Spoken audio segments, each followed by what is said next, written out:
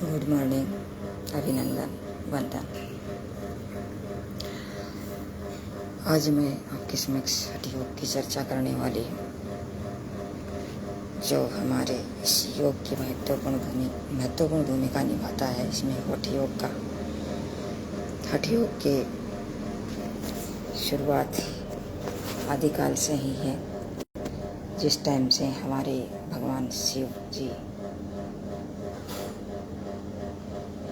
का काल था, तो हठ योग के आदि प्रवक्ता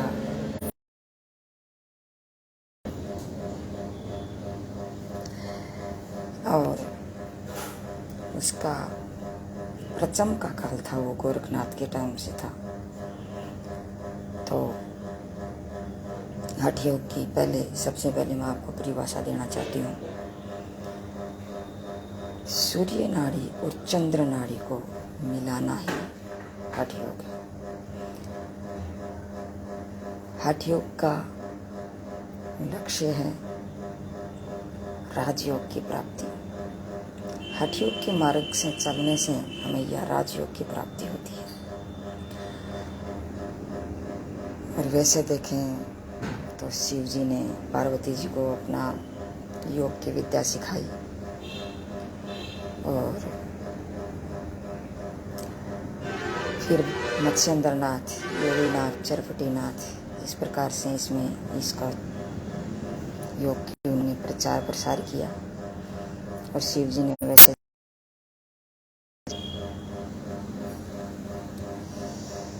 तो उन्होंने बहुत प्रचार प्रसार किया, अपने योग की चर्चा की, योग का प्रचार प्रसार किया। और वैसे देखें तो हठ योग है वो तंत्र योग से इसका जुड़ाव ज़्यादा रहता है, और शिव का शक्ति से मिलन ही हठ योग गया है। और वैसे देखें तो हठ योग का युजुर योगे से इसका अर्थ साबित होता है, मतलब जोड़ना, जुड़ना, जुड़ाना। और हठ योग की पहली श्रोता थी वो पार्वती जी थी। उसके बाद में गुरु शिष्य परंपरा चलती गई, और मत्स्येंद्रनाथ, गोरखनाथ, गैवीनाथ, चरपटीनाथ, इस प्रकार से इसका प्रचार प्रसार किया गया। और गोरखनाथ जी हैं वो इसकी प्रचम काल थे। और हठ योग की जैसे मैं आपको परिभाषा दूं तो सूर्य नाड़ी और चंद्र नाड़ी का मिलन, जैसे हकार और ठकार का मिलन हठ योग है। लास्ट में जाकर के ये समाधि को प्राप्त करना इसका महत्वपूर्ण लक्ष्य होता है, मतलब राजयोग की प्राप्ति। राजयोग की प्राप्ति मतलब समाधि की प्राप्ति। हठ योग की वैसे परिभाषा हम एक साधारण रूप से ऐसा देते हैं तो हम मानते हैं कि चित्त वृत्तियों के प्रवाह को संसार की ओर जाने से रोककर अंतर्मुखी करने की एक प्राचीन साधना हठ योग कहलाती है। और एक जैसे दूसरी परिभाषा में आपके समक्ष प्रसुप्त जो हमारा हम वृत्तियाँ जो सोई हुई है, जो हमारे अंदर के जो ऑर्गन्स हैं, हमारे जो प्राण हैं, हमारे जो कर्माशय का जो भाग है, हमारी जो कुंडलिनी है, विशेष तौर से हमारे जो प्रसुप्त कुंडलिनी है को जागृत कर नाड़ी मार्ग को ऊपर की ओर उठाने का प्रयास करना, मतलब नाड़ी मार्ग से ऊपर की ओर उठाना, मतलब नाड़ी मार्ग चक्रों की भेदन करते हुए। तो चक्र हमारे शरीर में 7 चक्र हैं, लेकिन वैसे देखें तो 60 चक्र के विधान है। तो मूलाधार चक्र से लेकर के स्वादिष्ठान चक्र से लेकर के फिर मणिपुर चक्र से लेकर के अनाहत चक्र से लेकर के और विशुद्धि चक्र से लेकर के आज्ञा चक्र और सहस्रार चक्र तक जब हम इसके भेदन करते हैं तो हमारी कुंडलिनी है वो मूलाधार से लेकर के ऊपर तक सहस्रार तक जाकर के इसका भेदन करती है। वहाँ जाकर के आज्ञा चक्र में मिल जाती है। ईड़ा और पिंगला दोनों नाड़ी जब आज्ञा चक्र में जाकर के सुषुम्ना में मिलते हैं तो वहाँ जाकर के हमारी कुंडलिनी जागृत हो जाती है। तो कुंडलिनी जागरण का ये रहा एक कॉन्सेप्ट आपके समक्ष। और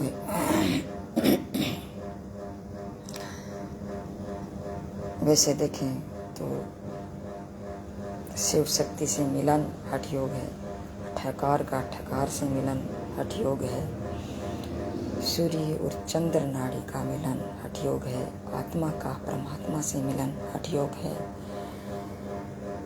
और समाधि की प्राप्ति जैसे यम नियम से हम शुरू करते हैं तो समाधि की ओर जाकर के रुक जाते हैं। राजयोग की प्राप्ति हठ योग है। गंगा का यमुना में मिलन हठ योग है। प्राण का अपान में मिलन हठ योग है। आत्मा का परमात्मा में मिलन हठ योग है। तो इस प्रकार से हम हठ योग का वो अपना एक अर्थ के रूप में, परिभाषा के रूप में हम इसे लेते हैं। फिर हम देखें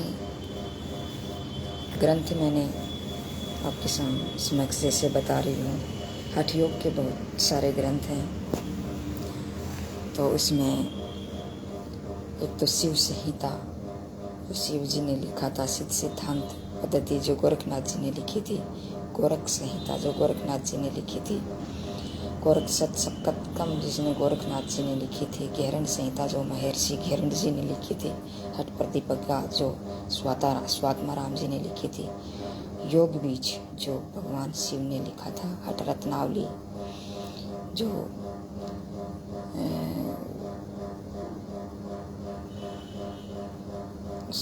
थोड़ा मिसकंसेप्शन होता है, थोड़ा याद नहीं आ रहा है, इसका भी एक नाम है, वो अभी फ़िलहाल याद नहीं आ रहा है, कभी अब आगे आएगा तो मैं आपको बता दूँगी। तो ये इसके ग्रंथ हैं। फिर हठ योग के अंग कौन कौन से हैं?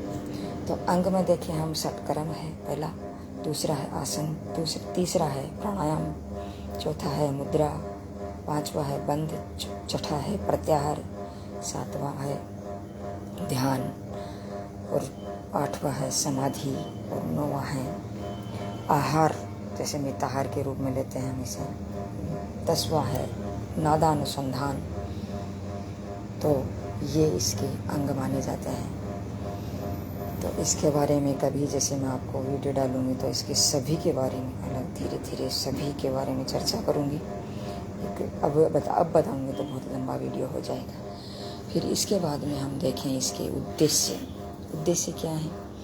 आरोग्यता की प्राप्ति, शरीर का शुद्धिकरण, शरीर में मजबूती और दृढ़ता और लघुता, शरीर में लघुता और मानसिक मजबूती, सिद्धि प्राप्त करना और ताकत प्राप्त करना, और शरीर में लचीलापन आना और शरीर में संतुलन बनना, ये इसके उद्देश्य हैं। लक्ष्य इसका एक ही है, राजयोग की प्राप्ति। तो हठ योग का लक्ष्य एक है, राजयोग की प्राप्ति। इसलिए हठ योग और राजयोग दोनों का एक दूसरे से कॉम्बिनेशन है। तो इसका उद्देश्य राजयोग की प्राप्ति। राजयोग का मतलब है इसमें समाधि की प्राप्ति, और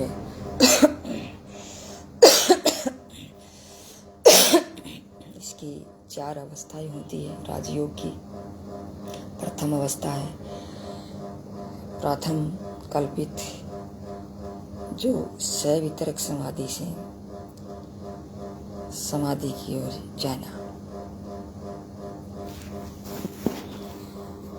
और मधु भूमिक जो दूसरा है इसकी अवस्था, जिसमें निर्वत्र समाधि से लेकर के साधना की ओर जाना। मधु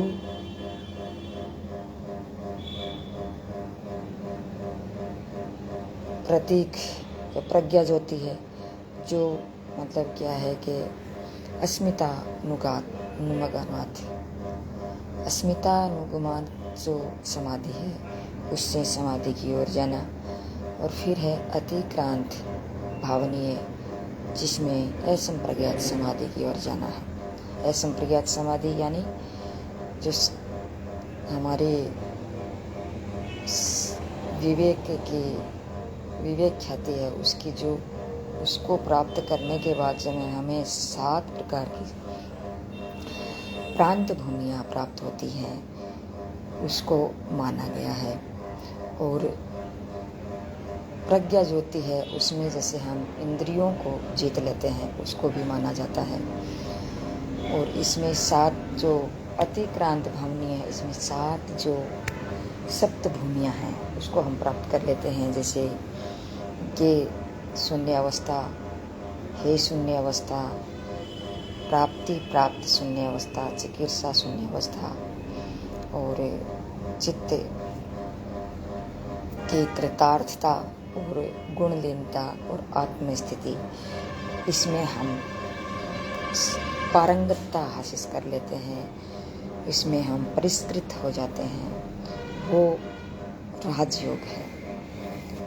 इसमें हम अपने स्थिति को, हमारे शरीर को एकदम से परिष्कृत कर लेते हैं, पारंगत समाधि में पारंगत कर लेते हैं, मोक्ष की स्थिति प्राप्त कर लेते हैं, कैवल्य की प्राप्ति प्राप्त कर लेते हैं और